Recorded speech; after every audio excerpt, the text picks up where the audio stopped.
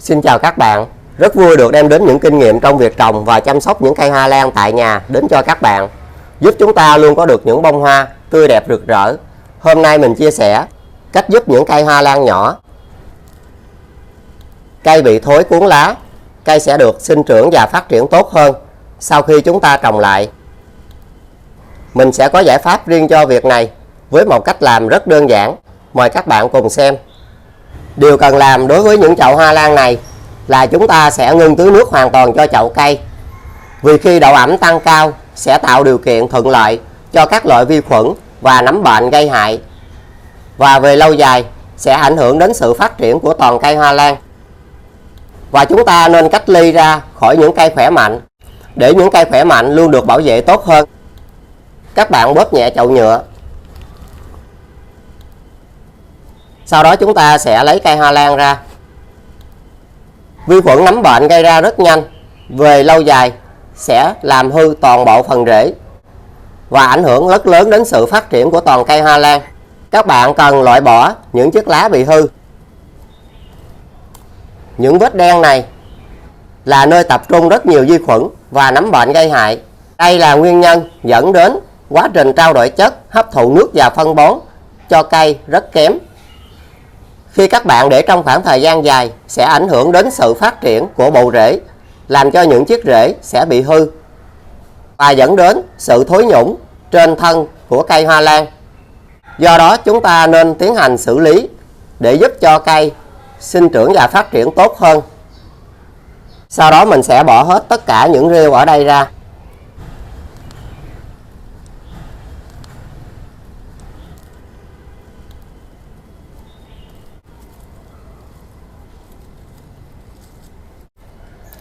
Và mình sẽ cắt bỏ tất cả những rễ bị hư và những rễ bị khô.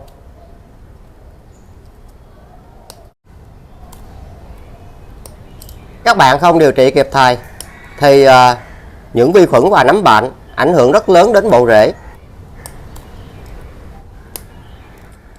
Nhân dịp này mình sẽ tách hai cây hoa lan ra.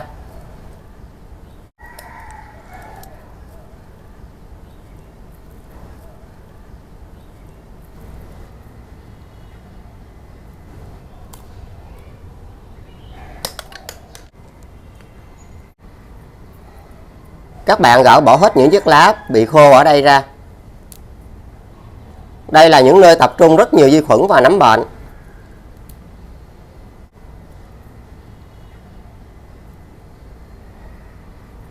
Sau đó các bạn dùng cồn 90 độ. Chúng ta sử dụng 1 phần cồn và 1 phần nước.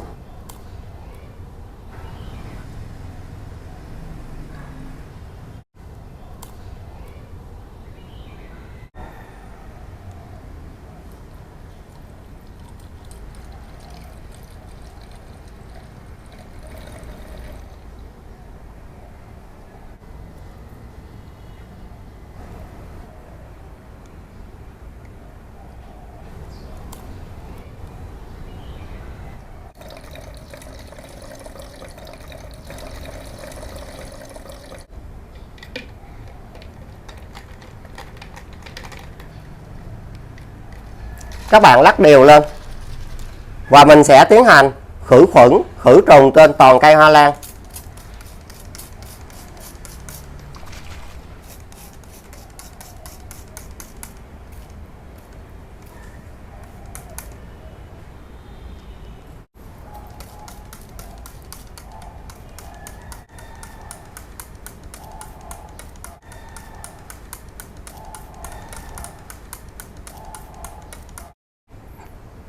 Đối với những vị trí bị rất nặng ngay tại phần gốc,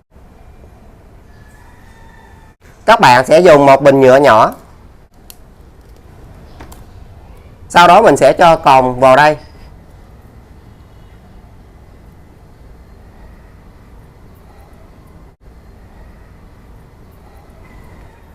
Và phần này mình sẽ không pha với nước mà bôi trực tiếp vào những cái vết đen này. Đây là nơi tập trung rất nhiều vi khuẩn và nấm bệnh gây hại.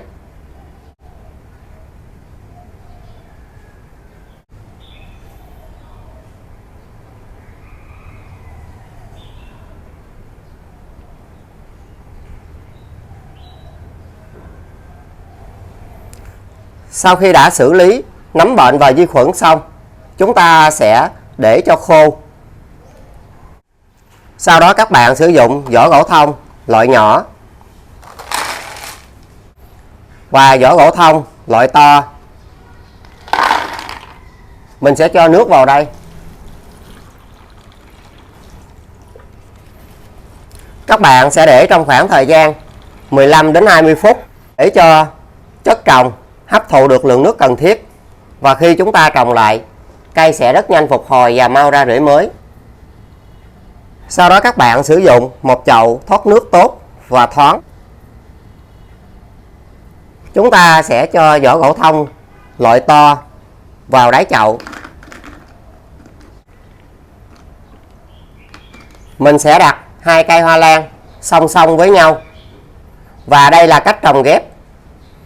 Khi các bạn làm điều này, mầm hoa khi phát triển sẽ không bị vướng vào nhau.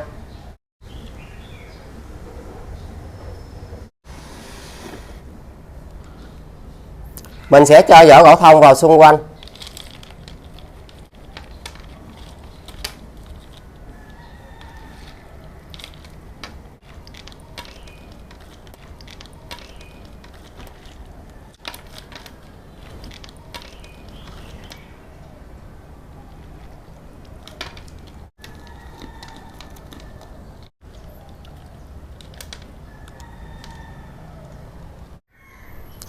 Khi đã trồng xong, các bạn nhớ đặt chậu cây ở nơi mát, có ánh sáng. Nếu chất trồng bị quá khô, chúng ta có thể dùng nước để tưới phun sương, giúp cho chất trồng luôn ở trạng thái giữ ẩm. Thì cây khi mới trồng sẽ rất nhanh phục hồi và mau ra rễ. Bằng những loại chậu và những cách trồng khác nhau, mình đã chia sẻ cho các bạn cách giúp những cây lan hồ điệp nhỏ bị thối thân. Cây sẽ phát triển tốt hơn khi chúng ta xử lý và trồng lại theo cách này. Mình xin tạm dừng tại đây. Yêu quý mình, các bạn nhớ like, chia sẻ và nhớ nhấn chuông để tiện theo dõi. Còn bây giờ xin chào và hẹn gặp lại. Chúc các bạn luôn thành công trong việc trồng và chăm sóc những cây hoa lan tại nhà.